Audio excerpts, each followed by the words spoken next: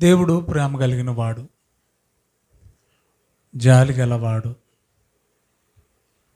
దయగలిగిన వాడు, అత్యంత కృప కలిగిన వాడు అని పాత నిబంధన యోనా గ్రంథం 4వ అధ్యాయంలో మనం చదువుకున్నాం. దేవుడు ఎలాంటి వాడో యోనా గ్రంథంలో మనం చదువుకున్నాం. ఒకసారి దయచేసి పోయిన వారం నేను చెప్పిన సందేశాన్ని మీరు చూస్తే మీకు అర్థమవుతుంది. అమ్మా, పోయిన వారం చెప్పిన సందేశంలో యోనా గ్రంథం, దయచేసి అందరూ బైబిల్ ఓపెన్ చేయండి.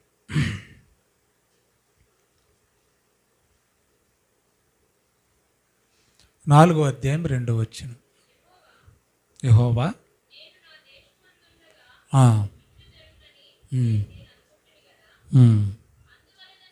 అందువలననే దేవుడు ఎలాంటోడో చూడండి. కటాక్షము, జాలి, శాంతము. చాలమ్మా, అంటే చాలా ప్రేమ కలిగిన వాడు కదా దేవుడు. ఈ వచనాలను బట్టి మనకేం అర్థం అవుతుంది? దేవుడు చాలా ప్రేమ కలిగిన వాడు. యోహాను మొదటి పత్రిక 4వ అధ్యాయం 7వ వచనంలో కూడా, ప్రియులారా, మనము ఒకరినొకడు ప్రేమింతము, ఏలయనగా ప్రేమ దేవుని మూలముగా కలుగుచున్నది. ప్రేమించు ప్రతివాడును దేవుని మూలముగా పుట్టినవాడే దేవుణ్ణి ఎరుగును. దేవుడు ప్రేమస్వరూపి, ప్రేమ లేని వాడు దేవుణ్ణి ఎరగడు. 12వ వచనం. ఏ మానవుడును దేవుణ్ణి ఎప్పుడూ చూచి ఉండలేదు. మనము ఒకరినొకడు ప్రేమించిన ఎడల దేవుడు మనయందు నిలిచి ఉండును, ఆయన ప్రేమ మనయందు సంపూర్ణమగును అనందు. చూడండి, ఈ మాటలన్నీ మనం చదువుతుంటే దేవుడు చాలా ప్రేమ గలవాడు.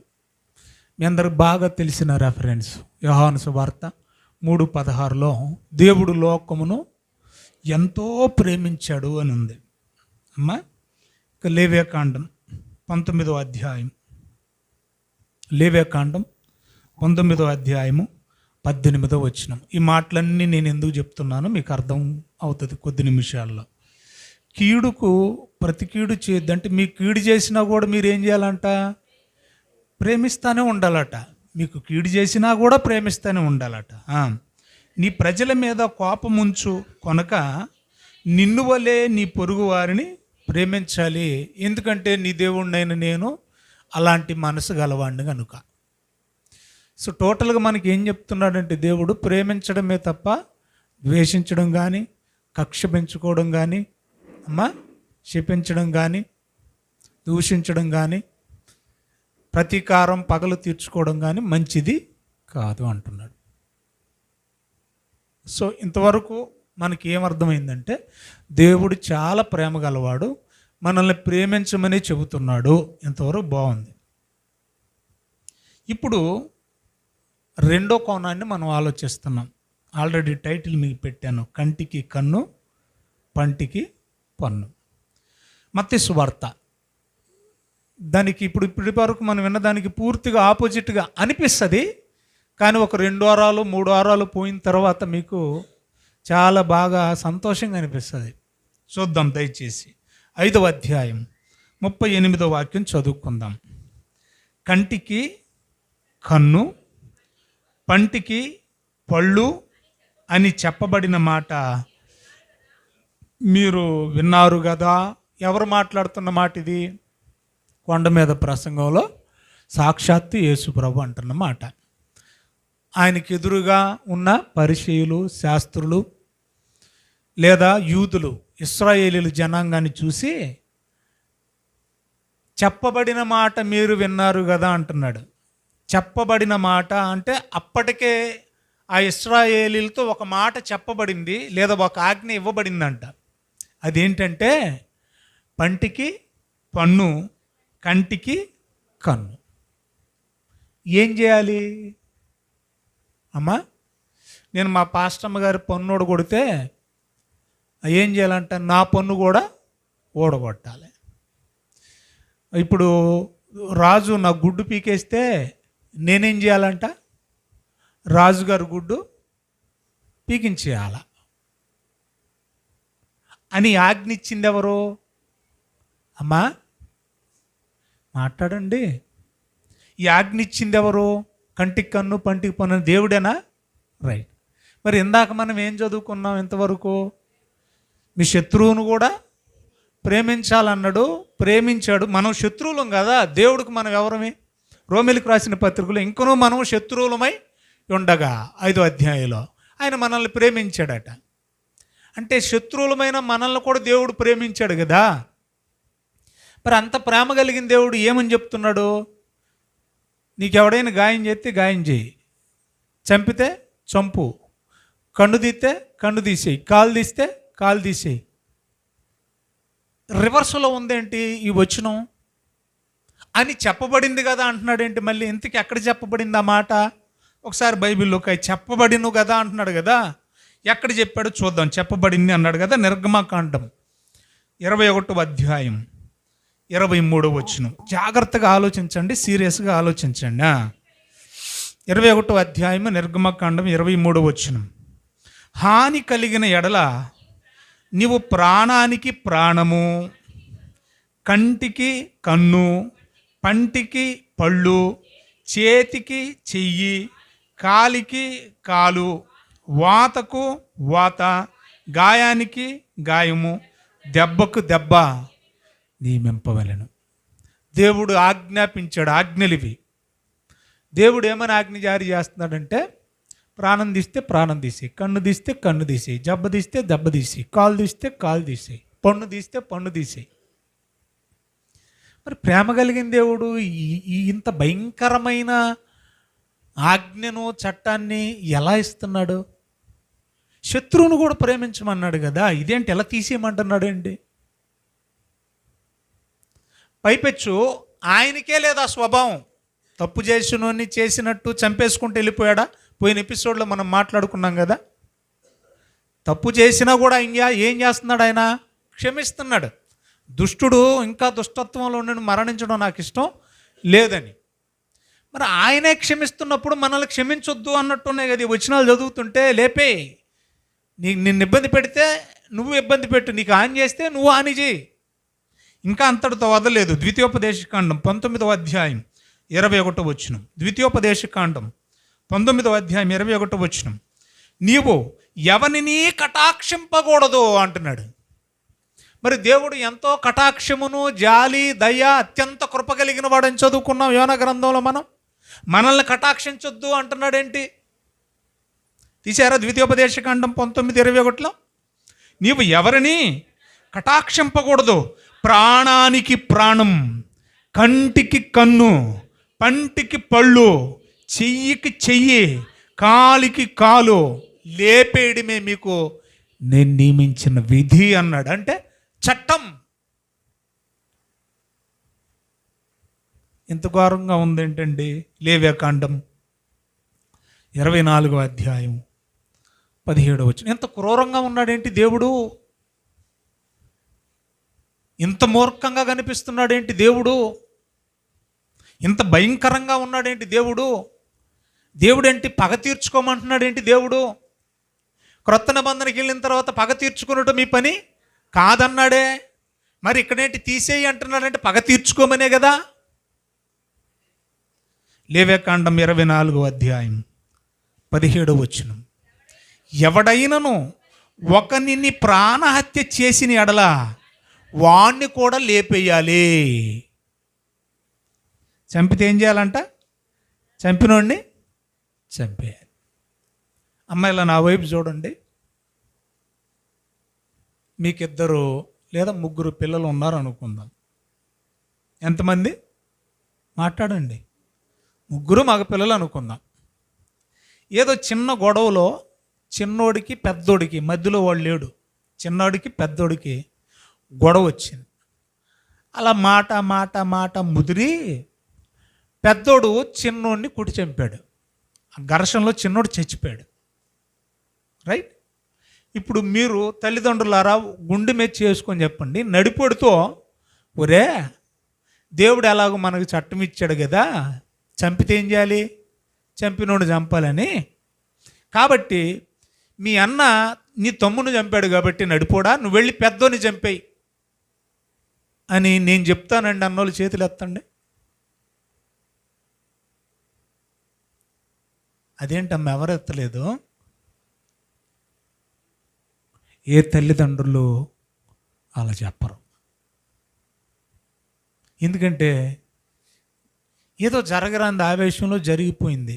ఒకరిని పోగొట్టుకున్నాం ఆల్రెడీ, ఇంకొకరిని పోగొట్టుకుంటామా? అలాగే చేతులార చంపించుకుంటామా? మరి మనకేంత ప్రేమ ఉన్నప్పుడు దేవుడికి ఇంకెంత ప్రేమ ఉంటుందో ఆలోచించండి. మరి ఈ మాటల సారం ఏంటి? పాత నిబంధన ధర్మశాస్త్రంలో దేవుడిచ్చిన ఆజ్ఞలేవి. 20 అధ్యాయంలో 10 ఆజ్ఞలు చూసాం. ఇప్పుడు మనం చదువుకున్నదంతా 21వ అధ్యాయం, ఆ పక్క అధ్యాయంలోనే ఉంది. సో అవన్నీ ఆజ్ఞలు 20, 21 అధ్యాయాలు మనం చదువుతుంటే దేవుడిచ్చిన విధులు, ఆజ్ఞలు, న్యాయ విధులు, చట్టం. మరి దేవుడు ఏంటి ఇలా చేయమంటున్నాడే? దేవుడు ఇలా చంపేయమండం, కన్ను తీసేయమండం, కాలు తీసేయమండం, ప్రాణం తీసేయమండం, జబ్బకు జబ్బ, కాలుకి కాలు, చెయ్యికి చెయ్యి, ఇది ఎంతవరకు న్యాయం అని మనకి ప్రశ్న వస్తుంది. ఒక 3 వారాలు 2 వారాలు మాట్లాడతాను, జాగ్రత్తగా వినండి. మొదట కొన్ని ప్రశ్నలు వేస్తున్నాను. దేవుడు అసలు ఇలాంటి ఆజ్ఞలు ఇశ్రాయేలీలకి ఎందుకు ఇచ్చాడు? ఇది మొదటి ఎపిసోడ్ అమ్మ, బాగా వినాలి. ఇలాంటి కఠినమైన ఆజ్ఞలు, అంత ప్రేమ కలిగిన దేవుడు ఇంత కఠినమైన మనసు చేసుకొని ఆజ్ఞలు ఎందుకు ఇచ్చాడు? కఠినమైన ఆజ్ఞలు ఇశ్రాయేలీలకి ఎందుకు ఇచ్చాడు? ఇది ఈరోజు ఎపిసోడ్. వచ్చే వారం అసలు కంటికి కన్ను అంటే ఈ కంటికి బదులు ఇదే కన్ను తీసేయాలా? పంటికి పన్ను అంటే ఈ పన్నుకు బదులు ఈ పన్నే తీసేయాలా? జబ్బకు జబ్బంటే ఈ చేతికి బదులు ఈ చెయ్య తీసేయాలా? కాలుకి కాలంటే మనకున్న కాలేనా? ప్రాణానికి ప్రాణం అంటే మనిషిని చంపితే మనిషిని చంపేయమంటమేనా? దాని అర్థము, దాని భావం అదేనా? అదొక ఎపిసోడ్. మూడో వారంలో ఒకవేళ ఈ చట్టాన్ని అమలు చేసే పని అయితే అమ్మా, ఒకవేళ ఈ జడ్జిమెంట్ ఇచ్చే పని అయితే ప్రజల పక్షంగా ఆ ఇచ్చే వ్యక్తి ఎవరై ఉండాలి? ఒకవేళ అలా జడ్జిమెంట్ ఇచ్చే వ్యక్తి జడ్జి అయితే ఆ జడ్జిమెంట్ ఇచ్చే జడ్జికి ఉండవలసిన లక్షణాలు ఏంటి? ఇవన్నీ కూడా మనం జాగ్రత్తగా ఆలోచించాలి. ఫస్ట్ ఎపిసోడ్ కాబట్టి నష్టపెట్టకుండా త్వరగా ముగించేస్తా. అంత ప్రేమ కలిగిన దేవుడు మనకు వచ్చిన, అంత ప్రేమ కలిగిన దేవుడు ఇంత కఠినమైన ఆజ్ఞలు ఎందుకు ఇచ్చాడు? అసలు బ్యాక్గ్రౌండ్ ఏం జరిగింది? ఈ ఆజ్ఞలు రాకముందు ఏం జరిగి ఉంటుంది అనేది మీకు అర్థం కావాలి. ఫర్ ఎగ్జాంపుల్, మీకు అర్థం కావడానికి ఢిల్లీలో నిర్భయ అనే ఒక అమ్మాయిని అంటున్నారు కదా, నిద్రపోతున్నారా? నిర్భయ చట్టం వచ్చిందా? వచ్చింది. నిర్భయ చచ్చిపోయేంత వరకు నిర్భయ చట్టం అంటే మనకు తెలుసా? ఎందుకంటే రాలేదు. ఇప్పుడు లోక సంబంధమైన చట్టాల్లో, లోక సంబంధమైన లాలో ఒక చట్టం వచ్చిందంటే, ఒక విధి వచ్చిందంటే దాని వెనక బ్యాక్గ్రౌండ్ ఏదో జరిగి ఉండాలా. ఇప్పుడు నిర్భయ చట్టం అనేది వచ్చిందంటే దాని వెనక ఏదో జరిగింది. ఏం జరిగింది? ఒక అమ్మాయిని, ఒక యవ్వనస్తురాల్ని, ఒక టీనేజ్ గర్ల్ని, ఒక 4 మనుషులు కలిపి బస్సులో వెళుతున్న, ఆర్టీసీ బస్సులో వెళుతున్న ఆ అమ్మాయిని పాడు చేసి మర్మాంగాల్లో రాడ్లతో పొడిచి చంపేశారు. సో ఇలాంటి భయంకరమైన చర్య మరల మన జాతిలో భారతదేశంలో జరగకూడదని ఒక చట్టం తీసుకొచ్చారు. అంటే చట్టం రావడానికి గల కారణం ఏంటంటే బ్యాక్గ్రౌండ్ ఏదో ఒకటి జరిగింది. దిశ అనే చట్టం వచ్చింది మన రాష్ట్రంలో, మీ అందరికీ తెలుసు. అమ్మా, ఎందుకు వచ్చిందంటారు? అమ్మా, ఎందుకు వచ్చిందంటారు? ఇక్కడ కూడా దీని వెనక ఏదో జరిగింది. ఏం జరిగింది? ప్రియాంక రెడ్డి అనే ఒక వెటర్నరీ డాక్టర్, పశువుల డాక్టర్ని అలాగే 4 కుర్రగాళ్ళు కలిసి పాడు చేసి పెట్రోల్ పోసి చంపేశారు. కాబట్టి అలాంటి చర్యలు మళ్ళీ జరగకుండా ఉండడానికి ఒక చట్టం వచ్చింది. ఆ చట్టం ఏంటి? ఆ పాప పేరు మీదే దిశ అనే ఒక చట్టం వచ్చింది. దిశ అని ఒక యాప్ కూడా తయారు చేశారు. అంటే ప్రజల్లోకి ఒక చట్టం వస్తుందంటే దాని వెనకేదో భయంకరమైన ఒక చర్య జరిగి ఉంటుంది. అలాంటి భయంకరమైన చర్య మళ్ళా జరగకుండా ఉండాలంటే ఏం చేయాలి? దానికి ఒక చట్టం తీసుకురావాలి, ఒక ఆజ్ఞ తీసుకురావాలి. ఇది మన కళ్ళ ముందు జరుగుతున్న చట్టాలు. అలాగే దేవుడు కూడా కంటికి కన్ను తీసేయి, పంటికి పన్ను తీసేయి, ప్రాణానికి ప్రాణం తీసేయి, చేతికి చేది, కాలుకి కాలు తీయమంటున్నాడంటే అసలు ఈ చట్టాలు దేవుడు ఎందుకు పెట్టాడు? అసలు ఈ చట్టాలు ఎందుకు వచ్చాయనంటే అయితే దీని వెనక ఏదో జరగరాని భయంకరమైన చర్య మానవ జాతిలో జరిగింది. ఏం జరిగి ఉంటుంది అంటారు? ఇప్పుడు ఒకసారి బైబిల్లోకి మనం వెళదాం. అందరూ బైబిల్ ఓపెన్ చేద్దాం. ఈ చట్టం రావడానికి గల కారణం ఏంటో, బ్యాక్గ్రౌండ్ ఏంటో ఒకసారి మనం చూద్దాం. ఆదికాండం 34వ అధ్యాయం తీయండి అందరం. అమ్మా, ఆదికాండం 34వ అధ్యాయం తీద్దాం అందరం.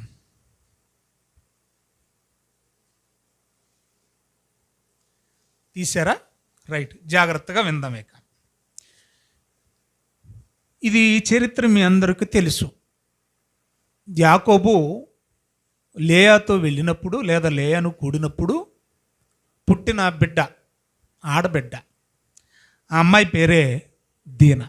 ఇంకా నా వైపు చూడండి, మీరు బైబిల్ చూడక్కర్లేదు, ఎందుకంటే మీకు ఓరల్గా చెప్తా. ఈ దీన షెకెము అనే ఒక కనాను దేశంలో ఉన్న ఒక ప్రాంతానికి, ఆ ఊరు ఆడబిడ్డలు ఎలాగున్నారో, వారి సంస్కృతి ఏంటో, వారి సాంప్రదాయం ఏంటో చూసొద్దామని పోయిందంట. దీనా ఏం చేసింది? యాకోబు కూతురు షెకెము అనే కనాను దేశానికి వెళ్ళిందట. అక్కడ ఆల్రెడీ షెకెము దేశాన్ని పరిపాలిస్తున్న రాజు పేరు షెకెమే. రాజు పేరు ఏంటి చెప్పండి? షెకెం. ఏమండి అంటే ప్రిన్స్. ఈ ప్రిన్స్ తండ్రి పేరు హామోరు. ఎవరు చెప్పండి? హామోరు. అది మీకు అక్కడ వ్రాయబడింది 2వ వచనంలో. ఆ దేశము నేలిన హివ్యుడైన హామోరు కుమారుడగు షెకెము. అంటే ఆ దేశాన్ని ఏలుతున్నటువంటి రాజుల కుటుంబం అది. అమ్మా వింటున్నారా? రాజుల ఫ్యామిలీ. అయితే ఈ షెకెము ఏం చేశాడంటే, ఆ దేశాన్ని చూడడానికి వెళ్ళిన ఈ అమ్మాయిని, ఈ దీనా అనే అమ్మాయిని మానభంగం చేశాడు. మన భాషలో అత్యాచారం చేశాడు, పాడు చేశాడు. ఈ విషయం డైరెక్ట్గా వాళ్ళ అన్నలకు తెలియలా. అనగా ఇశ్రాయేలీలు 12 మంది కదా, 12 మంది మధ్యలో ఒక్కొక్క గారాలు పట్టి దీనా పుట్టింది. డైరెక్ట్గా వాళ్ళ అన్నలకు తెలియలా. ఎవరి దగ్గరకు వచ్చిందంటే ఈ అమ్మాయి శీలాన్ని పోగొట్టుకున్నదన్న సమాచారం తండ్రికి తెలిసింది. అప్పుడు తండ్రి ఏం చేశాడంటే వాళ్ళతో మంతనాలు జరుగుతూ ఉన్నాడు. సరే, జరిగింది ఏదో జరిగిందని చెప్పి ఆయనైతే సీరియస్గా అవ్వలేదు, ఎందుకంటే పరిస్థితి అలాంటిది. మొత్తానికి మరి పిల్లలకు తెలియాలిగా, ఎలాగైతేనే పిల్లలకి చేరవేశాడు. ఈ పిల్లలందరిలో కూడా వాళ్ళలో ఇద్దరు బాగా అగ్రెసివ్గా ఉంటారు, చాలా కోపిష్టోళ్ళు. వాళ్ళిద్దరు ఎవరయ్యా అని మనం బైబిల్ చదువుతుంటే వాళ్ళిద్దరు ఎవరో బైబిల్లో మనకు కనబడుతుంది. ఎవరంటే వాళ్ళిద్దరూ లేవి, షిమ్యోను. ఎవరమ్మ వాళ్ళు? లేవి, షిమ్యోను. ఎన్నో వచనంలో మనం చదవచ్చు అమ్మా? షిమ్యోను, లేవి అని ఎన్నో వచనంలో మనం చదవచ్చు?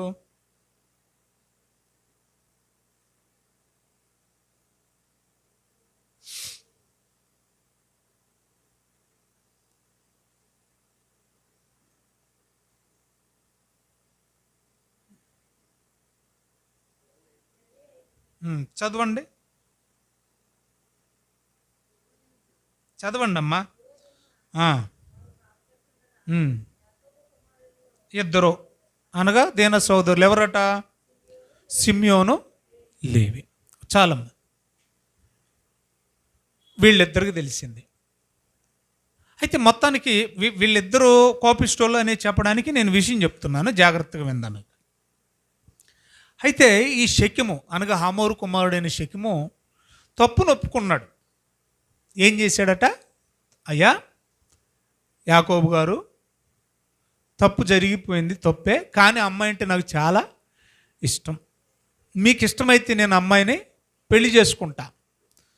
ఊరికే కాదు, మీకు ఏం కావాలో అడగండి, అంటే ఎదురు కట్నం ఇచ్చి మీకు ఎంత కావాలో అడగండి, ఏం కావాలని అడగండి, నేను పెళ్లి చేసుకుంటా. చేసుకున్న తర్వాత మీరు మావారు అయిపోవచ్చు, మా పిల్లల్ని మీకు ఇస్తాం, మీ పిల్లల్ని మాకు ఇద్దరు, కానీ మా దేశంలో మీరు వ్యాపారం చేసుకోవచ్చు, ఆస్తులు కూడా సంపాదించుకోవచ్చు. టోటల్గా ఒక మాటలో చెప్పాలంటే ఈ దేశం సిటిజన్షిప్ కూడా మీకు ఇచ్చేస్తున్నామండి. ఇది చాలా గొప్ప విషయం. ఎందుకంటే అప్పటికి ఈ ఇశ్రాయేలీలకి ఏమీ లేదు, స్థిరమైన నివాసం లేదు. కాబట్టి ఆల్రెడీ స్థిరపడ్డ ఈ షెకెము నివాసులు, కనాను దేశస్థులు, ఈ హివ్వీలు మీకు మా సిటిజన్షిప్ కూడా ఇస్తామన్నారు. మొత్తానికి కన్విన్స్ అవ్వట్లేదు. వీళ్ళిద్దరు ఏం చేశారంటే సిమ్యోను, లేవి ఎలాగైనా కుట్ర చేసి మనకు అన్యాయం జరిగింది, అవమానం జరిగింది, ఈ హివ్వీలను అనగా షెకెములో ఉన్న వారిని అందరూ కూడా మగాళ్ళని ముఖ్యంగా, ఎందుకంటే మన ఆడపిల్లకి అన్యాయం జరిగింది, మగబిడ్డలందరిని మగవాళ్ళందరిని ఏం చేయాలట, చంపేయాలనేది కుట్ర.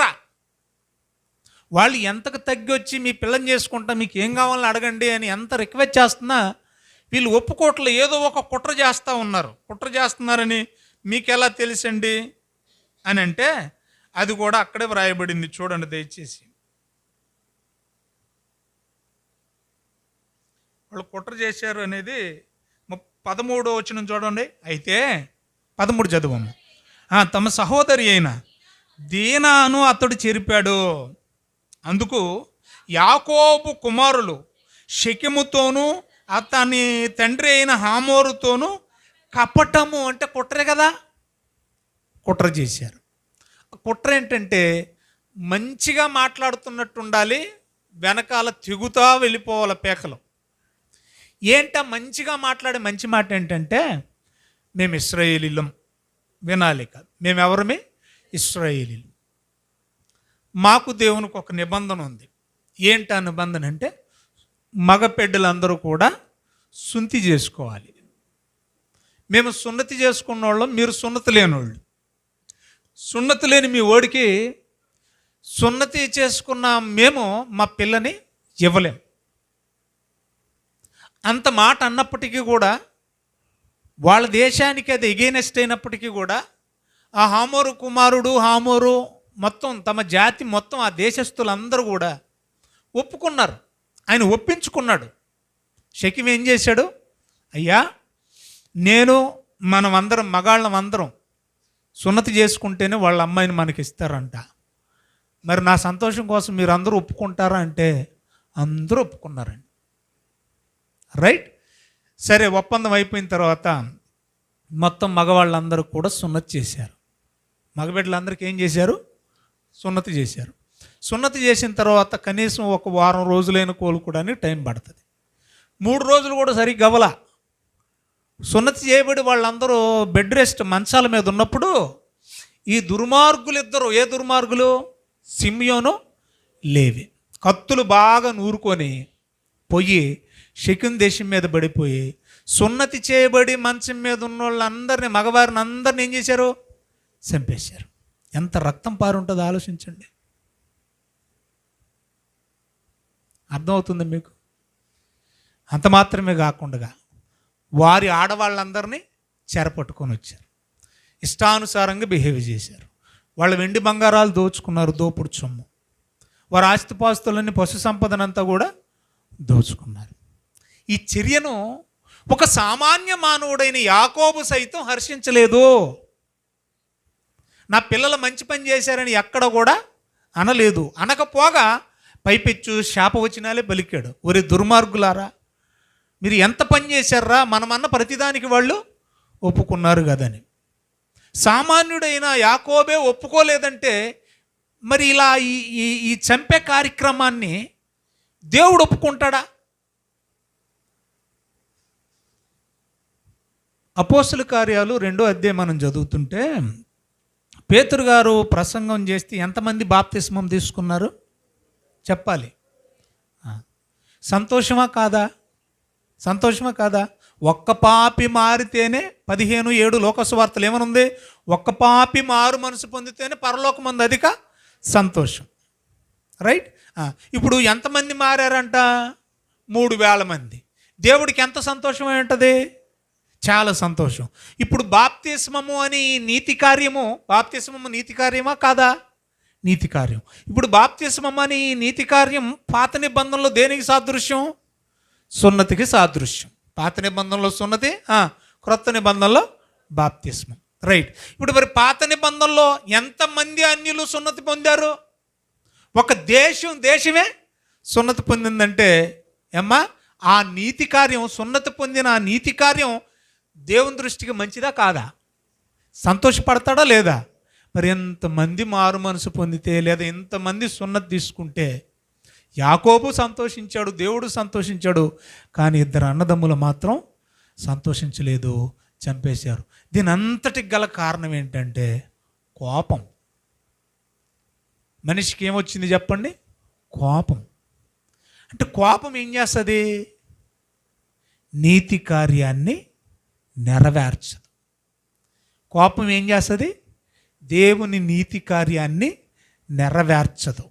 కోపం వల్ల, అంటే ఒక్కడి కోపం వల్ల ఎంతమంది దేశమంతా బలైపోయింది.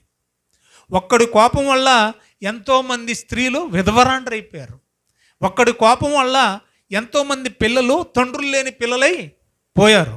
అంటే మనిషి కోపం ఎంత భయంకరమైందో దేవుడు చూశాడు. అందుకనే యాకోబు పత్రికలు చూడండి. యాకోబు పత్రిక తీశారమ్మా, చదువుదాం. 1వ అధ్యాయం 19వ వచనం. నా ప్రియ సహోదరులారా, మీరీ సంగతి ఎరుగుదురు గనుక ప్రతి మనుషుడు వినుటకు వేగిరపడండి, మాట్లాడడానికి నిదానించుండి. ఆ తర్వాత చూడండి, కోపించుటకు నిదానించువాడనై ఉండాలి. కోప్పడమంటున్నాడు, వద్దంటున్నాడా? కోప్పడండి, రీజన్ ఉండాలి. వితౌట్ రీజన్ నిష్కారణంగా కోపించడం మంచిది కాదు. కోపించుటకు నిదానించువాడునై ఉండవలను. తర్వాత పదం చూడండి, ఎందుకు కోప్పడొద్దు అంటున్నాడంటే దేవుడు ఆల్రెడీ చరిత్రలో మీరు చూసారా? ఆదికాండంలో ఇప్పుడు చదువుకున్నారు కదా, ఆదికాండం 34వ అధ్యాయంలో ఏం జరిగింది? ఒక నరుని కోపము నీతిగా మారిన దేశ నివాసులందరిని ఏం చేసింది? చంపేసింది. వాళ్ళు నీతిమంతులయ్యారు లేదా? సున్నతి ద్వారా, బాప్తిస్మం ద్వారా మనం నీతిమంతులయ్యాం. వాళ్ళు సున్నతి ద్వారా ఏమయ్యారు? నీతిమంతులయ్యారు. ఈ నీతిమంతులందరినీ చంపిందేంటి? ఒకని కోపం.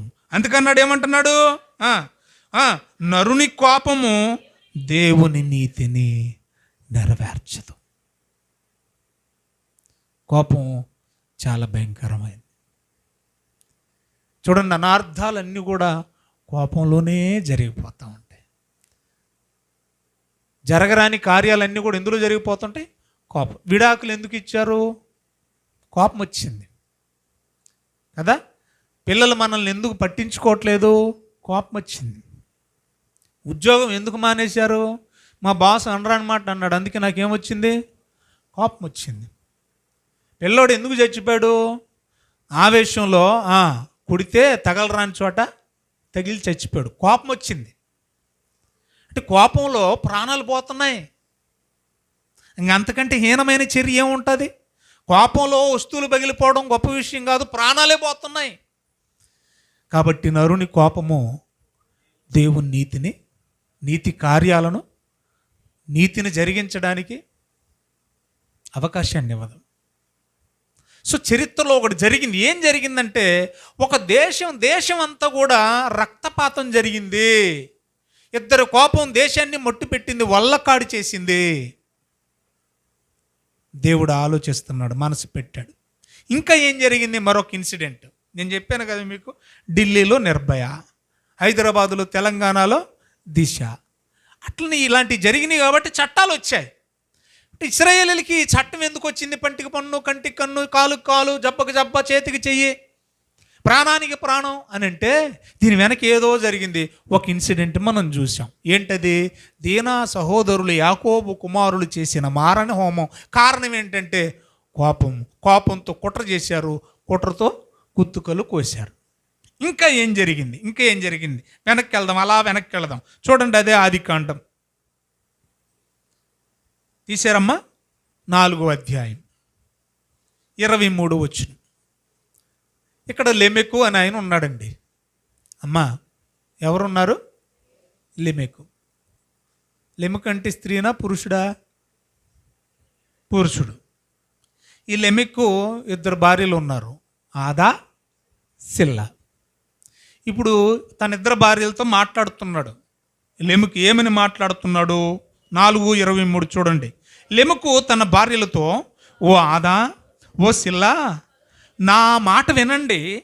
లెమెకు భార్యలారా అంటే నా భార్యలారా అని, నా మాట ఆలకించుడి. ఒకడు నన్ను గాయపరిచాడంట. విందాం ఇలా చూడండి. ఏం చేశాడు? చంపాడా? గాయం చేశాడంట. అది మాటతో కావచ్చు, లేదంటే ఏదైనా ఆయుధంతో కావచ్చు. గాయం అయితే తగిలింది. అది ఎలాగనేది రాయిలా.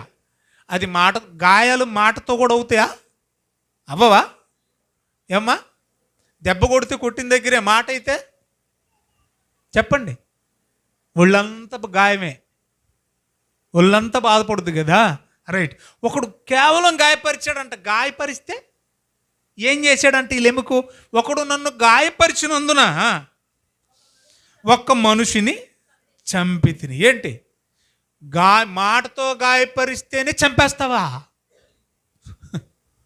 మాట అంటేనే చంపేస్తావా? అదేది ఇప్పుడు లీడింగ్లో ఉన్న చట్టం కాదు అది. ఎప్పుడు ఉందంటే ఇది, ఇటు చూడండి ఇక్కడ. ఓ లెమెకు భార్యలారా, అనగా నా భార్యలారా, ఆదా, సిల్లా వినుము. నన్ను ఒకడు గాయపరిస్తే నేను వాడిని లేపేశాను.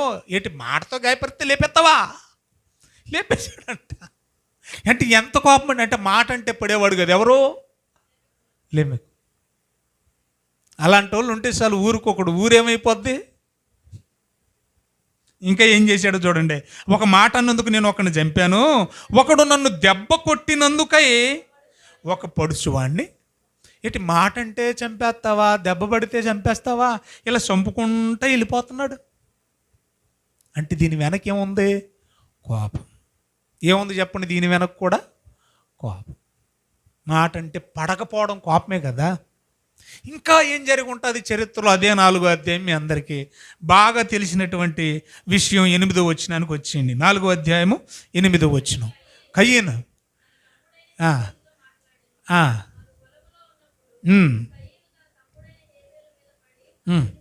ఎందుకు చంపాడు? కయీను నీకు కోపమేలా అన్నాడు. నిష్కారణంగా తోడబుట్టిన తమ్ముడిని ఏం చేశాడు? తోడబుట్టినోడు పరాయుడు కూడా కాదు, చిన్నాన్న కొడుకు, పెదనాన్న కొడుకు కూడా కాదు, సొంత తమ్ముడిని అన్నేం చేశాడు? చంపేశాడు. ఇలాగా ఒకళ్ళ మీద ఒకళ్ళు కోపంతోనో, కక్షతోనో, క్రోధముతోనో, మత్సరముతోనో ఒకళ్ళనొక్కడు చంపేసుకుంటే వెళ్ళిపోతే భూమి మీద మనుషులు ఉంటారా? ఉండరు. అంటే దీన్ని ఏం చేయాలి? కంట్రోల్ చేయాలి. దీన్ని ఏం చేయాలి? ఈ నరమేధాన్ని, ఈ మారణకాండను ఏం చేయాలి? కంట్రోల్ చేయాలి. కంట్రోల్ చేయడానికే దేవుడు ఏం చేశాడు? చట్టాన్ని ఇచ్చాడు. క్రైమ్ను కంట్రోల్ చేయాలంటే ఏం చేయాలి? చట్టం రావాలి. ఫర్ ఎగ్జాంపుల్ మీకు అర్థం కావడానికి, రోడ్డు మీద వెళ్ళేటప్పుడు ప్రయాణం చేసేవాళ్ళు, బండ్లు వేసుకెళ్ళే వాళ్ళు కుడివైపు వెళ్తారా, ఎడమవైపు వెళ్తారా? అమ్మా, ఎందుకు వచ్చింది ఆ చట్టం? ఆ రూల్ ఎందుకు వచ్చిందంటారు? ఎలా పడితే అలా పోతే ఏమైపోతున్నాయి? ప్రాణాలు పోతున్నాయి. కాబట్టి ఒక చట్టం వచ్చింది. ఏమొచ్చింది? ఖచ్చితంగా మనం ఎడమ వైపు వెళ్ళాలి. అదే ఫారిన్ కంట్రీస్ అయితే, పాశ్చాత్య దేశాల్లో, అక్కడైతే కుడివైపే వెళ్ళాలి. వాళ్ళ స్టీరింగ్ కూడా ఎటు ఉంటుందో తెలుసా? వాళ్ళకి ఎడమ వైపు ఉంటుంది. మనకి ఎట్టుంటుంది? కుడివైపు ఉంటుంది. వాళ్ళకి ఎట్టుంటుంది? ఎడమ వైపు ఉంటుంది. ఎడమ వైపు స్టీరింగ్ ఉంటుంది కాబట్టి వాళ్ళు ఏం చేస్తారు? కుడివైపు వెళ్తారు. కుడివైపు స్టీరింగ్ ఉంటుంది కాబట్టి మనం ఏం చేస్తాం? ఎందుకు వచ్చి ఉంటుంది ఈ రూలు? ప్రాణాలు పోతున్నాయి కాబట్టి. ఇది మీకు బాగా అర్థమైతే, దేవుడు కంటికి కన్ను, పంటికి పన్ను, చేతికి చెయ్యి, కాలుకు కాలు, వాతకు వాత, దెబ్బకు దెబ్బ. ఎందుకు ఈ చట్టాన్ని దేవుడిచ్చాడు అని అంటే, చరిత్రలో కొన్ని జరగరాని సంఘటనలు జరిగాయి. లేవి, షిమ్యోనుల చరిత్ర మనం చూసాం, లెమెకు చరిత్ర మనం చూసాం, కయ్యూను చరిత్ర కూడా మనం చూసాం.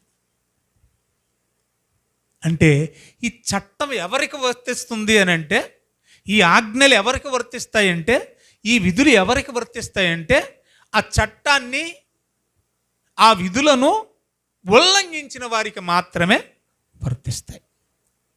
మీకు అర్థమైందా నా భాష? చట్టాన్ని ఉల్లంఘించిన వారికి మాత్రమే వర్తిస్తాయి, అందరికీ వర్తించవు.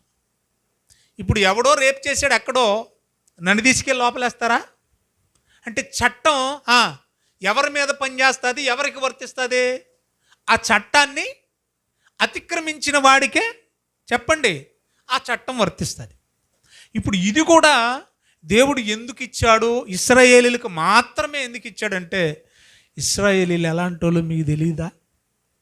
తల్లి పాలు తాగి రొమ్ము తన్నే బుద్ధి కలిగిన వారు ఎవరు చెప్పండి? ఇశ్రాయేలు. దేవుంది తినాల్సినంత తినేసి అసలు దేవుడేడి, దేవుడు అనేవాడే గనక ఉంటే అన్న మాటలు మాట్లాడింది ఎవరో? ఇశ్రాయేలు. దేవుడు లేడు, ఏమి లేడు, వీడే మా దేవుడని దూడం చేసుకున్నది కూడా ఇశ్రాయేలు. అంటే ఎంత కఠినమైన మనసు కలిగిన వాళ్ళు ఆలోచించండి. ఇంకా రానున్న దినాల్లో మీకు బాగా అర్థమయ్యే మరికొన్ని సంగతులు చెప్తాను. తల్లిని తండ్రిని సన్మానించండి అనే ఆజ్ఞ ఎందుకు వచ్చిందంటే, ఇశ్రాయేలీలు ఎంత కఠినులు అంటే తల్లిని కూడా చూడరు, ఏం చేస్తారు? చంపేస్తారు. తండ్రిని కూడా చూడరు, ఏం చేస్తారు? చంపేస్తారు. ఇంట్లో జన్మనిచ్చిన తల్లిదండ్రులనే చంపేసేవాడు పొరుగుని చంపేయడం వాడికి పెద్ద గగనమా? అంటే ఎంత హీనమైన వాళ్ళు, ఎంత ఘోరమైన వాళ్ళో ఇశ్రాయేలీలు ఆలోచించండి. అలాంటి భయంకరమైన మనసున్న వాళ్ళని కంట్రోల్ చేయాలంటే ఏం చేయాలి? చట్టం తీసుకురావాలి. ఆ చట్టమే నిర్గమాకాండం 21వ అధ్యాయంలో మనం చదువుకున్న చట్టం. అమ్మా, ఎవరికి ఇచ్చాడు ఈ ధర్మశాస్త్రం? ఎవరికి ఇచ్చారు ఈ చట్టం? ఇంతవరకు ఏం చెప్పాను నేను? ఎవరైతే ఆజ్ఞలు అతిక్రమిస్తారో వారికే ఇవి వర్తిస్తాయి, అతిక్రమించిన వారికి వర్తించు. ఆ మాట చదువుకుందాం, బాగుంటుంది, త్వరగా ముగించేస్తాను. మొత్తానికి ఈ చట్టం అంతా దేవుడు ఎందుకు ఇచ్చాడంటే, క్రైమ్ అనేది ఘోరంగా జరుగుతూ వచ్చింది. మొదట కయ్యను ఒక్కనే లేపేశాడు, తర్వాత లెమెకు ఇద్దరినే లేపేశాడు, తర్వాత యాకోబు పిల్లలు దేశాన్నే లేపేశారు. మరి ఇది కంట్రోల్ చేయకపోతే భూమి మీద మనిషి అన్నవాడు ఉండడని దేవుడు కంట్రోల్ చేయడానికి ఏం చేశాడు? క్రైమ్ని కంట్రోల్ చేయడానికి ఏం చేశాడు? దేవుడు చట్టాన్ని ఇచ్చాడు. ఆ చట్టం ఎవరికి వర్తిస్తుందంటే, తిమోతికి రాసిన మొదటి పత్రిక 1వ అధ్యాయం 9వ వచనం మనం చదువుదాం. ధర్మశాస్త్రము, అమ్మ ధర్మశాస్త్రం అంటే దేవుడిచ్చిన ఆజ్ఞలే కదా, చట్టమే కదా. ఆ ధర్మశాస్త్రము ధర్మానికి విరోధంగా ప్రవర్తించే వారికి వర్తిస్తుంది. అర్థమవుతుందా? అది ఎవరికి వర్తిస్తుంది? ధర్మానికి అనుకూలంగా బ్రతికే వాళ్ళపైన అధికారం లేదు దానికి. ధర్మానికి విరుద్ధంగా బ్రతికే వాళ్ళ మీద దాని పెత్తనం ఉంటుందా? ధర్మశాస్త్రము ధర్మ విరోధులకు, ఎవరెవరికో చూడండి, అది అవిధేయులకు, భక్తిహీనులకు, పాపిష్టోళ్ళకి, అపవిత్రులకు, మతదోషకులకు, పితృహంతకులంటే తండ్రిని చంపేసేవాడు, మాతృహంతకులంటే అంటే ఇశ్రాయేలీలు ఎలాంటి వాళ్ళు ఉన్నారు? తల్లిని కూడా చూడరంట, చంపేయడమే. తండ్రిని కూడా చూడరంట, చంపేయడమే. మరి అలాంటి వాళ్ళకి ఇలాంటి చట్టం ఇవ్వకపోతే తల్లులు ఉంటారా భూమి మీద? తండ్రులు ఉంటారా భూమి మీద? మాతృహంతకులు, పితృహంతకులు, నరహంతకులు, వ్యభిచారులకు, పురుష సంయోగులు, మనుష్య శోరులు, అబద్ధికులు, అప్రమాణికులు, హితాబోధ అంటే ఆరోగ్యకరమైన బోధకు విరోధి అయిన వారు, మరి ఎవడైనను ఇలాంటోడు ఉండిన ఎడల అట్టివానికే నియమింపబడిను గాని నీతిగా బ్రతికేవాడెవడైనా ఉన్న ఎడల, అమ్మా, నీతిమంతునికి నియమింపబడలేదని ఎవడైనను ఎరిగి ధర్మశాస్త్ర అనుకూలముగా దానిని ఉపయోగించుకుంటే, ధర్మానుకూలంగా మనం బ్రతికితే ధర్మశాస్త్రం మనకి మేలైందే కానీ ధర్మశాస్త్రం మనకి కీడైనది కాదు. అర్థమవుతుంది మీకు? అంటే ఇందు మూలంగా మనకేమర్థమైంది? ధర్మశాస్త్రానికి అనుకూలంగా బ్రతికితే ధర్మశాస్త్రం మనకు మంచిదే, ధర్మశాస్త్రానికి విరోధంగా బ్రతికితే ధర్మశాస్త్రం మనకు మంచిది కాదు, ధర్మశాస్త్రానికి మనం మంచోళ్ళం కాదు. అర్థమైందన్న భాష? ధర్మశాస్త్రానికి అనుకూలంగా మనం బ్రతికితే ధర్మశాస్త్రం మనకు మంచిది, ధర్మశాస్త్రానికి అనుకూలంగా బ్రతకపోతే ధర్మశాస్త్రానికి మనం మంచివాళ్ళం కాదు, ధర్మశాస్త్రం మనల్ని లేపేస్తుంది. అర్థమవుతుందా? కాబట్టి దేవుడి ఆజ్ఞలు ఎందుకు ఇచ్చాడు అని అంటే, ఇశ్రాయేలీలు కఠిన హృదయులు. వాళ్ళ అమ్మని చూడరు, నాన్నని చూడరు, చెల్లెని చూడరు, తోబుట్టువని చూడరు. అంత కోపిష్టోళ్ళు, అంత విశ్వాసఘాతకులు, అంత నరహంతకులు. ఇక్కడ ఇప్పుడు ఇచ్చిన లిస్ట్ అంతా వాళ్ళే.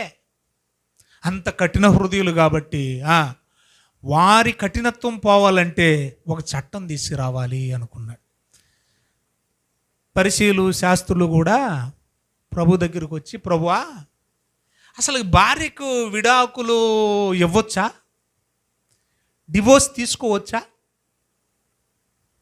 తీసుకోవచ్చని మరి దేవుడు ఆజ్ఞల్లో అనగా ధర్మశాస్త్రంలో పెట్టాడుగా.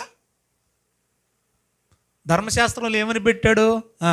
ఇదిగో వ్యభిచార కారణము చేతనే తప్ప మరి ఏ విషయంలో విడాకులు ఇవ్వకూడదు. అంటే అయితే వ్యభిచారం మందు పట్టబడితే ఏం చేయొచ్చు? శీలాన్ని, మానాన్ని పోగొట్టుకుంటే ఏం చేయొచ్చు? విడాకులు ఇవ్వచ్చు అని దేవుడు చెప్పాడే. అలా విడాకులు ఇచ్చి పని అయితే ఇంక పెళ్లి చేసుకోవడం ఎందుకండి అని అడిగారట. అసలు భార్యని విడనాడొచ్చు అని అడుగుతున్నారు, యేసుప్రభుని పరీక్షించి అడుగుతున్నారు. మరి అసలు నేనేం చెప్తాడోనని ఒకసారి చూద్దాం. ఎందుకు అసలు విడాకులు తీసుకోవచ్చు అనే చట్టం వచ్చిందంట? ఒకసారి చూడండి, ఆ మాట చదువుకుందాం. మత్తయి సువార్త 19:3. ఎందుకు ఈ మాటలు చెప్తున్నానంటే, ఇశ్రాయేలీల మనసు ఎలాంటి మనసు అయితేనో దేవుడు ఎలాంటి చట్టాలు ఇచ్చుంటాడు. వాళ్ళు ఎలాంటి మనుషులైతే దేవుడు ఎలాంటి చట్టాలు ఇచ్చుంటాడు. 19:13 అమ్మ చదువమ్మ. పరిసయ్యులు ఆయనను శోధించవలెనని ఆయన యొద్దకు వచ్చి, ఏ హేతువు చేతనైనను పురుషుడు తన భార్యను విడనాడుట న్యాయమా? అంటే భార్యకి విడాకులు ఇచ్చేయడం న్యాయమేనండి అని అంటున్నాడంట. ఈ పరిసయ్యులు వచ్చి ప్రభుని ఏమని అడుగుతున్నారు? భార్యలకు విడాకులు ఇచ్చేయొచ్చా అండి, ఇది న్యాయమా అని అడుగుతున్నారంట. ఆయన సృజించినవాడు ఆది నుండి, ఆయన సృజించినవాడు వాడు ఆయన ఆది నుండి, చదవండి, పురుషునిగాను స్త్రీనిగాను సృజించననియు, ఇందు నిమిత్తము పురుషుడు తల్లిదండ్రులను విడిచి తన భార్యను హత్తుకోవాలని, వారిద్దరు ఏక శరీరంగా ఉందురని చెప్పిననియు మీరు చదవలేదా? వాళ్ళు అడిగిన ప్రశ్న ఏంటి? ఏ హేతువు చేతనైనా అనగా ఏ కారణం చేతనైనా భార్యకి విడాకులు ఇవ్వచ్చా అండి, ఇది న్యాయమా అని అంటే యేసుప్రభు ఏమంటున్నాడు? పురుషుణ్ణి స్త్రీని సృజించింది దేవుడే కదా, వాళ్ళిద్దరూ హత్తుకొని బ్రతకాలని, తల్లిని తండ్రిని విడచి అంటే పూర్తిగా గాలికి వదిలేసేని కాదు, అంతకంటే బాగా ఒకరి పట్ల ఒక ప్రేమ కలిగి ఉండాలని, వీళ్ళు ప్రేమ కలిగి ఉండి తల్లిదండ్రులు ప్రేమగా చూసుకుంటారని, దేవుడు అందుకే కదా కలిసి బ్రతకాలనే కదా దేవుడు వారిని ఏక శరీరంగా చేశాడు. ఈ సంగతి మీరు చదవలేదంటారా సద్దిమొహల్లారా అని అడిగాడట. ఆ తర్వాత ఏమైందో చూడండి, 19 కాబట్టి వాళ్ళకి పెళ్ళైన తర్వాత ఇద్దరు ఏక శరీరంగా ఉన్నారు కనుక దేవుడు జతపరిచిన వారిని ఏ మనుషుడు, ప్రతి పెళ్ళిళ్ళలో ఇవే చదివించేస్తారు. ఆఖరిలో డైలాగ్ ఇదే, దేవుడు జతపరిచిన వారిని ఏ మనుషుడు వేరు చేయకూడదు. మరి విడాకుల సంగతి ఏంటండి? మళ్ళీ మొదటికి వచ్చేస్తున్నారు వాళ్ళు. ఇది న్యాయమా? మళ్ళీ మొదటి ప్రశ్న ఏంటి? మరి విడాకులు ఇచ్చేయమన్నాడు కదండి, న్యాయమా? విడనాడొచ్చా? మళ్ళీ అదే అడుగుతున్నారట. అందుకు చదవండి దయచేసి 7వ. ఆ పరిశీలన మళ్ళీ అంటున్నారు, మరి పరిత్యాగ పత్రము సంగతి అంటే, డివోర్స్ పేపర్ల సంగతి ఏంటి, కోర్టు పేపర్ల సంగతి ఏంటి? పరిత్యాగ పత్రికనిచ్చి ఆమెను విడనాడమని మోషే ద్వారా దేవుడు ఆజ్ఞ ఎందుకు రాయించాడు? ఇచ్చేసి డివోర్స్ తీసుకోవచ్చు, కాగితాలు తీసుకోవచ్చు, విడాకుల పత్రం రాసి ఇచ్చి తీసుకోవచ్చు అని మోషే ద్వారా ఎందుకు రాయించాడు అని అంటే, అసలు ఆ చట్టం ఎందుకు వచ్చిందండి అని అడిగితే అప్పుడు ప్రభు అన్నమాట, ఇది అర్థమైతే చాలండి, మీ కంటికి కన్ను పంటికి పన్ను, అసలు ఆ చట్టం ఎందుకు వచ్చిందో మీకు అర్థమైపోద్ది. సింపుల్గా చెప్పేసాను మీకు. ఈ చట్టం అంటే డివోర్స్ ఇవ్వచ్చు అనే చట్టం మోషే ద్వారా దేవుడు చట్టం ఎందుకు ఇచ్చాడంటే, కలిసి ఉండమని ఇద్దరిని చేసిన దేవుడు, వాళ్ళు కలిసే ఉండాలి విడిపోకూడదని కోరుకున్న దేవుడు డివోర్స్ ఇవ్వచ్చు అనే చట్టం ఎందుకు తీసుకొచ్చాడంటే, ఇప్పుడు చెప్తున్నాడు యేసుప్రభు ఎందుకు ఇచ్చాడంటే, ఆయన మీ హృదయ కాఠిన్యమును బట్టి మీ భార్యలను విడనాడ మోషే సెలవిచ్చిన కానీ ఆది నుండి దేవుడు కోరికది కాదు. అయిపోయింది నా ప్రసంగం. ఏమర్థమైంది మీకు అమ్మా? పాపం చేయకపోయినా, వ్యభిచారం చేయకపోయినా కూడా, వినాలి బాగా, పాయింట్ వినాలి మీరు, చట్టాలను ఎలా కూడా ఉపయోగించుకుంటారో తెలుసా? తన భార్య వ్యభిచారం చేయకపోయినా కూడా వీడికెక్కడో ఇల్లీగల్ ఎఫైర్ ఉంటుంది. వినాలి బాగా మీరు, వీడికి ఎక్కడో ఇల్లీగల్ ఎఫైర్ ఉంటుంది, లేకపోతే వీడికి ఇష్టం లేదు ఈవిడ తప్పు చేయకపోయినా కూడా ఈవిడి మీద వ్యభిచారం అనే నేరం వేసి, చట్టం ఉంది కాబట్టి ఏం చేస్తున్నారు, చట్టం ఉందని ఈవిడ ఇష్టం లేదు కాబట్టి భార్య ఈవిడ వ్యభిచారం చేసిందని నిందేసి ఏం చేస్తున్నారు, విడాకులు తీసేసుకుంటున్నారు. అంటే ఈవిడ హృదయం ఏమైపోయింది, పెళ్ళాం పట్ల కఠినమైపోయింది. అంటే చట్టాన్ని కూడా తనకు అనుకూలంగా మలుచుకుంటున్న దుర్మార్గులు ఉన్నారు. అలాగని దేవుడు వీడు వెంటనే, ఇదిగో నా భార్య తప్పు చేసేసిందండి, ఈవిడ వ్యభిచారం చేసేసిందంటే వెంటనే దాన్ని తీసుకోడు ఫైల్లోకి. ఆ దినాల్లో కన్యత్వపు పరీక్షలాగా ఆవిడ తప్పు చేసిందే లేదో పరీక్షలు కూడా నిర్వహించేవాడు. అది తేలితేనే, లేకపోతే వీడు పొట్టువి చచ్చిపోతాడు. వీడు ఈ ఆరోపణ చేసినప్పుడు ఏమైపోతాడు, ఆవిడ తప్పు చేయలేదు అనుకోండి, పొట్ట ఉబ్బి పేలి బుడగలాగా ఇంతలా అయిపోయి డమ్మని చచ్చిపోతాడు. అంత భయంకరమైన శిక్షలు అమల్లో ఉన్నాయి. ఇందు మూలంగా మనకి ఏమర్థం అవుతుందంటే, దేవుడు అసలు కంటికి కన్ను, పంటికి పన్ను, కాలికి కాలు, చేతికి చెయ్యి, ప్రాణానికి ప్రాణం ఎందుకు దేవుడు అనుమతించాడు? అసలు ఆ చట్టం ఆది కాండంలో లేదే, ఈ నిర్గమకాండంలో ఎందుకు వచ్చిందంటే, ఆది కాండంలో జరగరాని చర్యలు జరిగాయి. యాకోబు పిల్లలు చంపేశారు, షెకెము కుటుంబాన్ని, షెకెము దేశంలో ఉన్న వాళ్ళని లెమికి చంపేశాడు, గాయపరిస్తే చంపేశాడు, దెబ్బ కొడితే చంపేశాడు. అసలు ఏం అనకపోయినా కూడా సొంత తమ్మున్నే చంపేశాడు. ఎవరు? కయ్యను. అన్నని ఏమల్లా, మాట కూడా అల్లా. అందుకని దేవుడు ఏం చేశాడంటే, ఈ క్రైమ్ను కంట్రోల్ చేయడానికి, ఈ నేరాలను కంట్రోల్ చేయడానికి, ఈ ప్రాణహత్యలను కంట్రోల్ చేయడానికి, ఈ రక్తపాత మారణ హోమాన్ని కంట్రోల్ చేయడానికే చట్టం ఇచ్చాడు. కానీ చట్టాన్ని తమకు అనుకూలంగా మలుచుకొని నేరాలు చేయడానికి కాదు. తప్పులు జరుగుతున్నాయి కాబట్టి తప్పులు కంట్రోల్ చేయడం. ట్రాఫిక్ రూల్స్ వచ్చాయి. ఎందుకు వచ్చాయి? రోడ్డు మీద సరిగ్గా డ్రైవింగ్ చేయట్లేదు కాబట్టి రూల్ పరంగా ఏమొచ్చాయి? రూల్స్ వచ్చాయి. అర్థమవుతుంది మీకు? డ్రైవింగ్ రూల్స్ వచ్చాయి. ఎందుకు వచ్చాయి? డ్రైవింగ్ చేయవలసిన విధంగా చేయట్లేదు కాబట్టి ఏమొచ్చాయి? డ్రైవింగ్ రూల్స్ వచ్చాయి. అలాగే దేవుని రూల్, లా, ఈ చట్టం, ఈ న్యాయ విధి, ఈ ధర్మశాస్త్రం, ఈ ఆజ్ఞలు ఎందుకు వచ్చాయంటే, ఎందుకు వచ్చాయి? ధర్మశాస్త్రానికి అనుకూలంగా, అనగా దేవుని ధర్మానికి అనుకూలంగా బ్రతకట్లేదు కాబట్టి అనుకూలంగా బ్రతకని వారిని కంట్రోల్ చేయడం కోసం దేవుడు ఏమిచ్చాడు? ధర్మశాస్త్రం ఇచ్చాడు.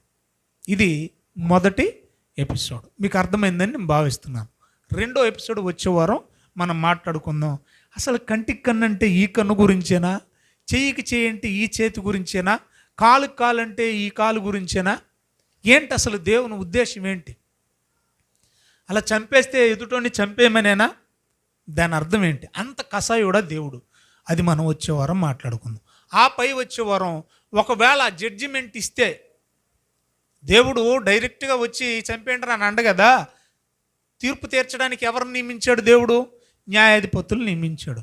ఒకవేళ లేపేయాలి అనే ఆజ్ఞ ఇస్తే, ఆ ఆజ్ఞ ఇచ్చే జడ్జిలు ఎలాంటి వాళ్ళై ఉండాలి, వాళ్ళ గుణ లక్షణాలు ఏంటో ఆ పై వచ్చే వారం మనం మాట్లాడుకుందాం. టోటల్గా మనకు ఒకటి అర్థమైంది. దిశ జరగరాంది జరిగింది కాబట్టి, జరిగాక చట్టం వచ్చింది. నిర్భయ జరగరాంది జరిగింది కాబట్టి అలాంటివి జరగకుండా ఉండడానికి చట్టం వచ్చింది. అలాగే బైబిల్ చరిత్రలో ఆదికాండంలో జరగరాని ప్రాణ నష్టం జరిగింది కాబట్టి అలాంటి నష్టం జరగకుండా కంట్రోల్ చేయడానికి దేవుడు నిర్గమకాండంలో ఏం చేశాడు? ధర్మశాస్త్రాన్ని, చట్టాన్ని ఇచ్చాడు. ఈ మాటలు దేవుడు మన వినికిల్లో ఫలింపజేయునుగాక. ఆమెను కళ్ళు మూసుకొని తల్ల వంచండి. మీలో ఒకరు వాక్య ఫలింపు కోసం క్లుప్తంగా ప్రార్థించాలని మనవి చేస్తాను. మిగతా భాగం వచ్చే వారం మాట్లాడుకుందాం.